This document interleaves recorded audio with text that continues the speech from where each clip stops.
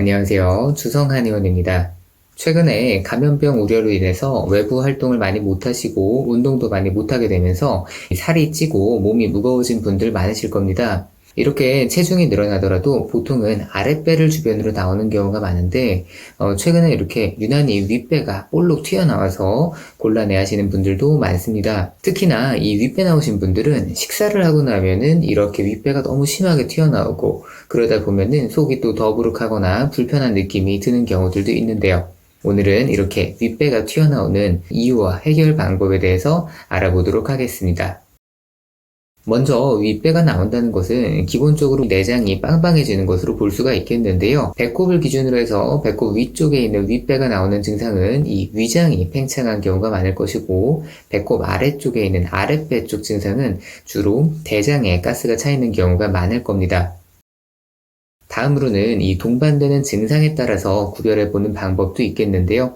자, 우리가 위장에 가스가 찬다면 보통 트림이 더 자주 나오게 되겠죠. 그리고 아래쪽 대장에 가스가 찬다면 보통 트림보다는 방귀를 더 자주 끼게 될 확률이 높겠습니다. 이렇게 위장이 가스가 많이 차거나 팽만감을 느끼시는 수준을 넘어서서 이 증상이 더 심해지게 되면 질환이 될 수가 있습니다. 기본적으로 소화불량 증상이 발생할 수 있는데, 식사 이후에 더부룩함을 느끼고 자주 체하는 증상이 발생합니다. 공복 시에는 속이 자주 쓰리는 것을 느끼게 되고, 식사 후에는 위장 쪽으로 뻐근하거나 쑤시는 통증이 발생하기도 합니다. 이런 증상이 만성적으로 악화되다 보면 이 소화가 아래쪽으로 진행되지 못하고 거꾸로 위산이 역류하게 되면서 신물이 올라오고 가슴이 화끈화끈거리는 역류성 식도염 증상이 같이 발생하게 됩니다. 처음에는 이 윗배만 나오고 위장과 관련된 증상들이 위주로 나타나겠지만, 시간이 지나면 당연히 아래쪽 대장과 관련된 증상, 아랫배 증상들도 동반될 수밖에 없습니다. 트림뿐만 아니라 아래쪽으로 방귀도 시도 때도 없이 자주 나오고, 그리고 대변이 나빠지면서 변비나 설사 증상이 발생할 수 있습니다. 주로 남자분들 같은 경우는 이 설사 증상이 발생하시는 경우가 많고, 여자분들 같은 경우는 변비 증상으로 진행되는 경우가 많습니다. 혹은 스트레스를 너무 많이 받거나 자극적인 매운 음식들을 먹었을 때 바로 설사가 나오게 되는 이 과민성 대장증후군 등으로 진행되는 경우가 많습니다. 이렇게 복부에 가스가 많이 차고 팽만감이 심해지게 되면 체중이 실제로 많이 늘지 않았는데도 이상하게 배만 더 나오고 바지 사이즈가 잘 맞지가 않아서 허리가 조이는 느낌을 받을 수가 있습니다. 보통 여기까지 오게 되면 당연히 만성적인 피로 증상이 동반될 수밖에 없습니다. 소화 기능이 제대로 작동하지 못하니까 밥을 먹어도 제대로 소화 흡수가 돼서 영양 공급이 되지도 못하고 몸은 늘 무겁고 찌뿌둥할 수밖에 없습니다. 그러다 보니까 매번 당이 떨어진다고 생각을 해서 간식을 찾게 되고, 이러한 악순환으로 인해서 체중은 더 늘어나게 됩니다. 배에 이렇게 가스가 차게 되면 뒤쪽에 있는 척추에도 영향을 미치게 됩니다.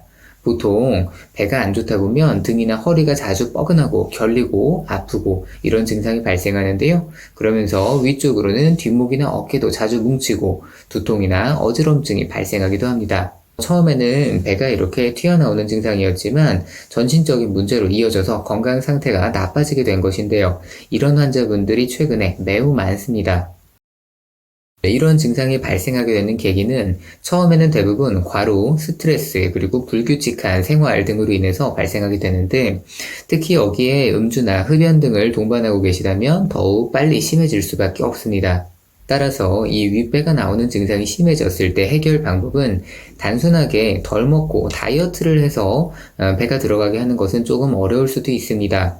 오히려 전반적으로 소화 기능이 잘 작동하도록 해서 위장에 가스가 차지 않도록 해주는 것이 중요합니다. 그런데 대부분 환자분들은 이 윗배가 더부룩하고 가스가 차시니까 주로 소화제나 가스활명수 이런 것들을 주로 복용하시게 됩니다.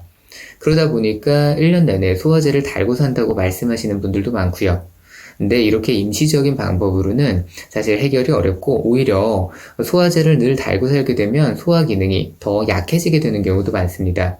물론 가장 근본적인 해결은 과로하지 않고 충분히 휴식을 취해주고 스트레스를 덜 받고 마음의 여유를 가지며 생활을 규칙적으로 하고 운동을 하는 것입니다. 그런데 이게 쉽지만은 않죠. 그래서 한의원으로 이런 증상으로 내원하시는 분들은 일단 진맥이나 상담을 통해서 정확한 몸 상태를 먼저 좀 파악을 해주게 됩니다.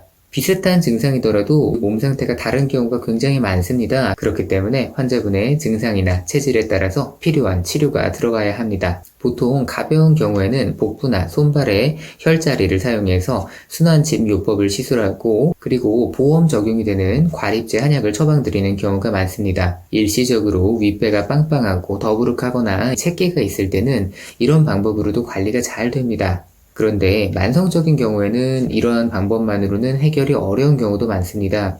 잠깐 좋아졌다가도 조금이라도 과식하거나 또 몸이 나빠지면 금세 다시 속이 더부룩해지거나 이렇게 위장이 빵빵해지는 느낌을 느끼거든요.